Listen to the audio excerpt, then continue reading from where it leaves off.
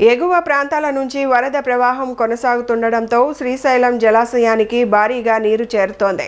Jurala project నుంచి వస్తున్న ప్రవాహంతో జలాశయంలో నీటి మట్టం క్రమంగా పెరుగుతోంది. ప్రస్తుతం జలాశయంలో విద్యుత్ ఉత్పత్తి మాత్రం ఇంకా ప్రారంభం కాలేదు.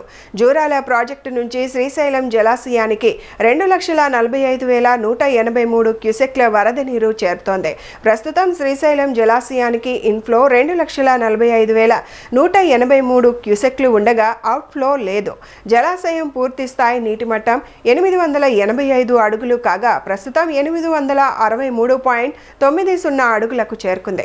జలాశయం పూర్తి నీటి నిల్వ సామర్థ్యం 215.8070 టీఎంసీలు కాగా ప్రస్తుతం 118.6216 టీఎంసీల నీరు నిల్వ ఉంది.